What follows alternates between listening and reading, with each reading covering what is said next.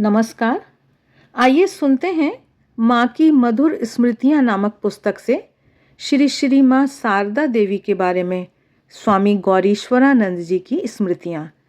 महाराज की स्मृतियों का एक भाग हम पहले प्रस्तुत कर चुके हैं।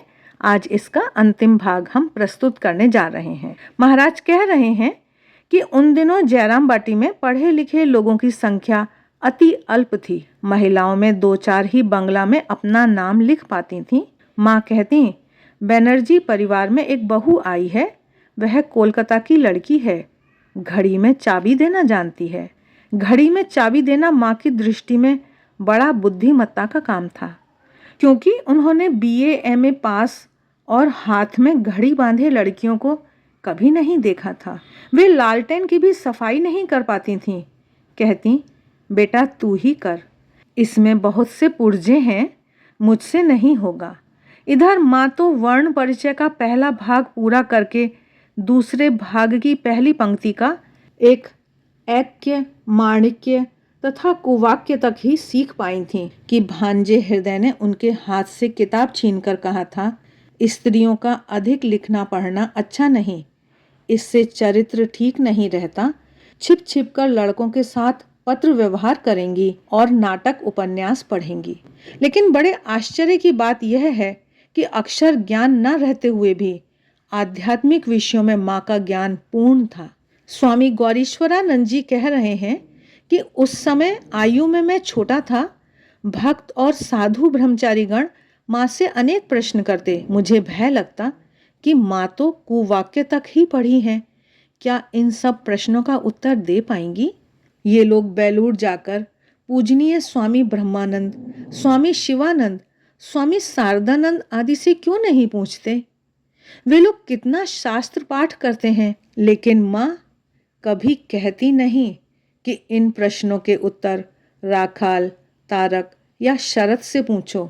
वे सबके प्रश्न सुनती और ऐसा उत्तर देती कि प्रश्नकर्ता की सारी शंकाओं का समाधान हो जाता। मैं उस आयु में उन प्रश्नों और माँ के उत्तरों का अर्थ नहीं समझता था, पर देखता कि जिनके प्रश्न हैं वे माँ के उत्तरों से बड़े प्रसन्न हो जाते।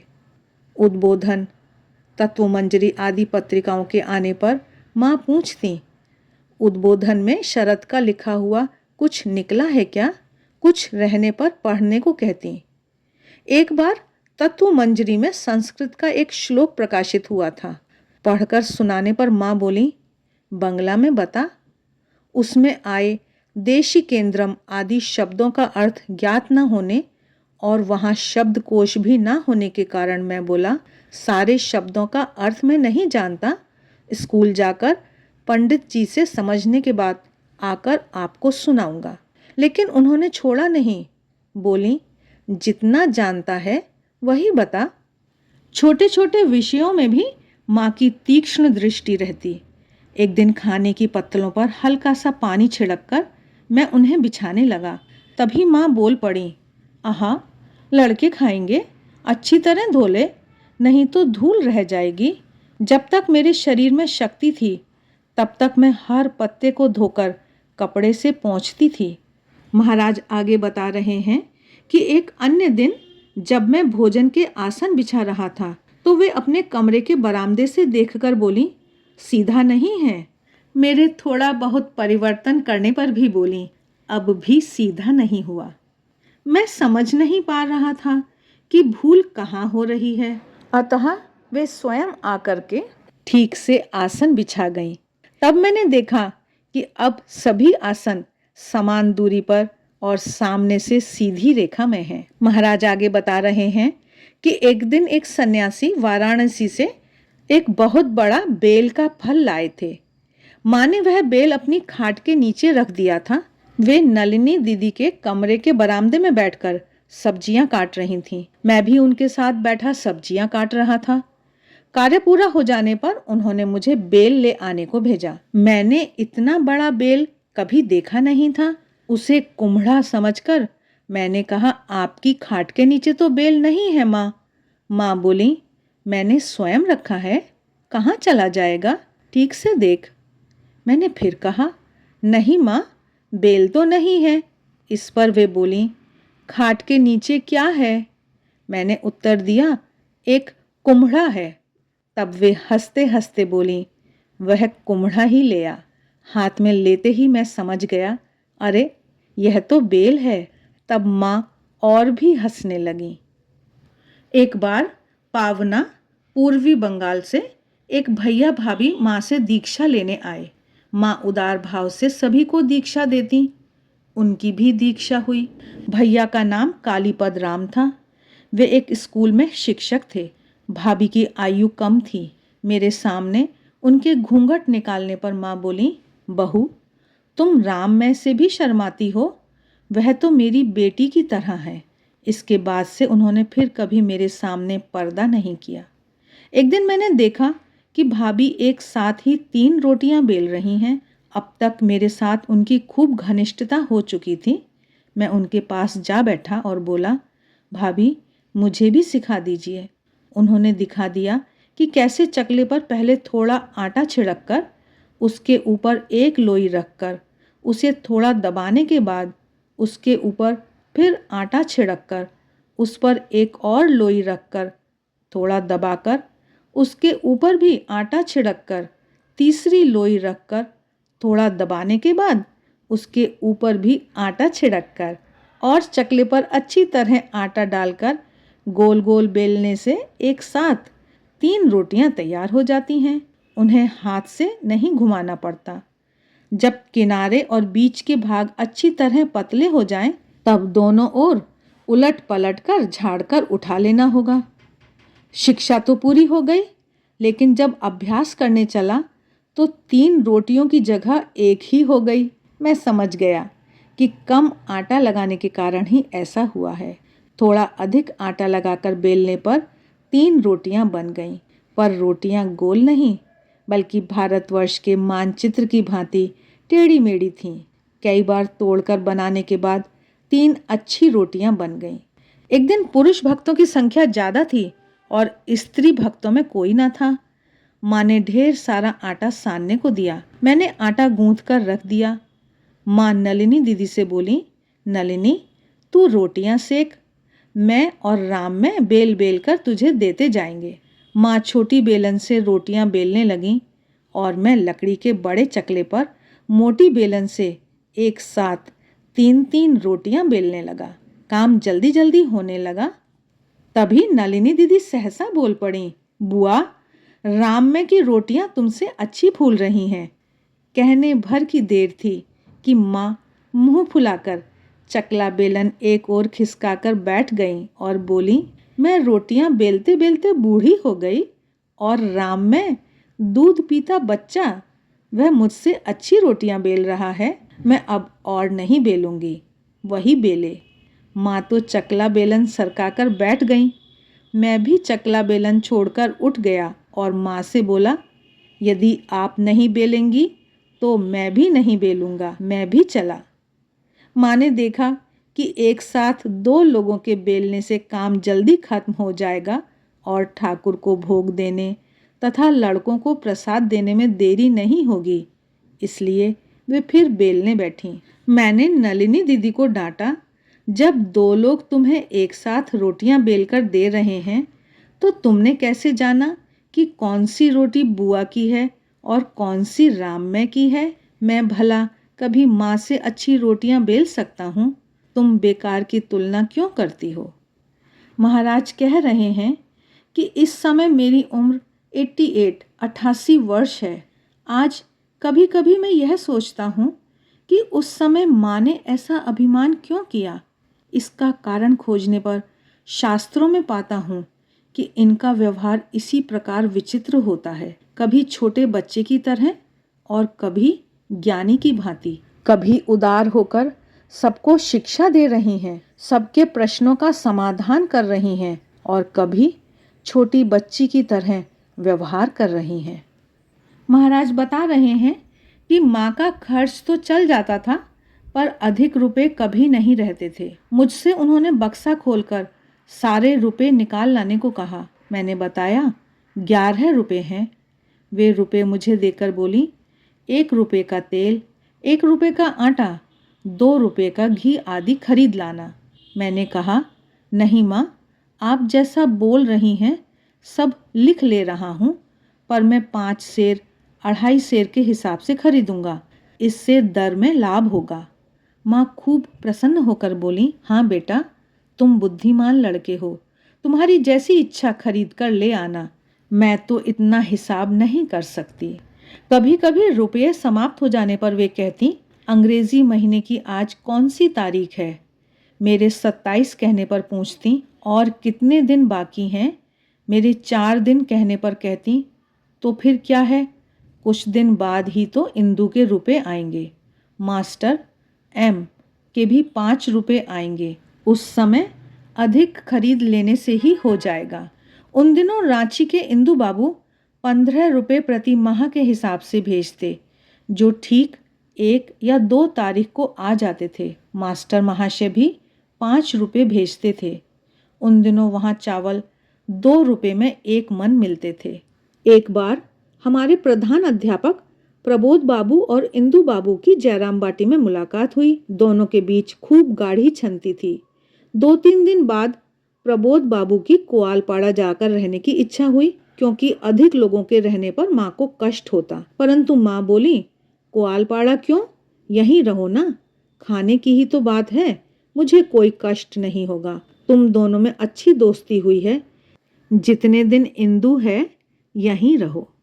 रसोई बनाने के लिए मैं पतली पतली लकड़ियां काट रहा था। प्रबोध बाबू आकर बोले, मुझे दे, और स्वयं काटने लगे। उनके थोड़ी लकड़ी चीरते ही माँ स्वयं बैठक खाने के पास आकर बोली, नहीं बेटा, तुम्हें नहीं करना होगा, राम में की आदत है, वही करे, तुम बड़े लोग हो, हाथ में दर्द होगा। प्रबोध बाबू ने कहा, हम लोग जेंटलमैन हैं, डिसक्वालिफाइड, भद्र लोग हैं, अयोग्य हैं, थोड़ी मेहनत करके माँ की सेवा करने का अधिकार हमको नहीं है। एक अन्य घटना का उल्लेख करते हुए स्वामी गौरीश्वरानंद जी बता रहे हैं कि एक दिन मैं माँ के बक्से के सारे कपड़े धूप में डाल रहा था। एक आसाम सिल्क का फटा हुआ कपड़ा था, अंडी या मूंगा का रहा होगा, मैं ठीक से नहीं जानता कि क्या कपड़ा था। उसे थोड़ा फटा देखकर मैंने कहा, माँ, यह कपड़ा फट गया है, फेंक दूं? माँ ने कहा, नहीं बेटा, फेंक मत, इसे बड़े प्रेम से खुकी बिटिया ने दिया था, मैंने इसे बहुत दिनों तक पहना है। खुकी अर्थात भगनी निवेदिता। भगनी निवेदिता के प्रति माँ का बड़ा स्नेह था। स्वामी जी ने जिस दिन निवेदिता को माँ का दर्शन करने के लिए भेजा, वे बड़े आशंकित थे कि माँ तो गांव की महिला हैं, कहीं उसे म्लेच्छ जानकर दूर ही ना भगा दें। इसके सिवाय माँ अंग्रेजी भी नहीं जानती और निवेदिता बंगला नहीं जानती, इसलिए स्वामी जी ने दुभाषीय के रूप में अपने शिष्य स्वामी स्वरूपानंद को भेजा था। उन्होंने स्वयं जाकर भगनी निवेदिता का परिचय करा दिया, जिससे माँ बड़ी प्रसन्न हुई। माँ ने जब नाम पूछा तो निवेदिता ने अंग्रेजी में कहा, मेरा नाम मार्गरेट एलिजाबेथ नोबल है। माँ ने कहा, बेटी, मैं इतना बड़ा नाम याद नहीं रख सकूंगी, मैं तुम्हें खुकी कहकर पुकारूंगी। तब स्वरूपानंद जी ने उसका अनुवाद करके निवेदिता को बता दिया, mother will not be able to utter such a big name, she will call you baby. माँ आपका इतना बड़ा नाम उच्चारण नहीं कर सकेंगी, वे आपको बिटिया कहेंगी। निवेदिता इस पर बड़ी खुश होकर कहने लगी, yes yes, I am mother's baby. हाँ हाँ, मैं माँ की बिटिया हूँ। निवेदिता लड़खड़ाते कदमों से स्वामी विवेकानंद जी के पास जाकर बोली, माँ ने मेरे सिर पर हाथ रखकर आशीर्वाद दिया है और कहा है कि वे मुझे खुकी कहकर पुकारेंगी। सिस्टर निवेदिता ने स्वामी स्वरूपानंद जी से बंगला सीखी ताकि वे स्वयं माँ से बातें कर सकें। इसी प्रकार माँ सभी से स्नेह करती, सबको दुलार करती। महाराज आगे बता रहे हैं कि भजन सुनना श्री श्री माँ शारदा देवी को खूब प्रिय था। एक बार इंद्रदयाल बाबू, बाद में स्वामी परमेशानंद और मोक्षदा बाबू आदि कई लोग जयराम बाटी आए थे। उन लोगों ने बहुत से भजन गाकर माँ को सुनाए। माँ ने भी खूब आनंद पूर्वक भजन सुने। अंत में माँ को घेर कर कीर्तन भी हुआ। एक बार पूजनीय बिशुदा स्वामी तपानंद ने जयराम बाटी में बहुत से भजन गाए थे। बड़ी रात तक भजन चलते रहे और माँ बहुत प्रसन्न हुई थीं। गांव के भी बहुत से लोग आए थे।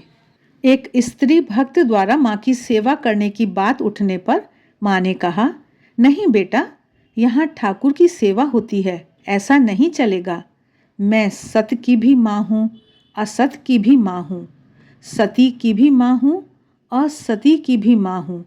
महाराज आगे बता रहे हैं कि जिस दिन जयराम बाटी में मैंने पूज्यपाद शरत महाराज का पहली बार दर्शन किया, उस दिन उनका विशाल शरीर देखकर मुझे उनके पास जाते भय लगा।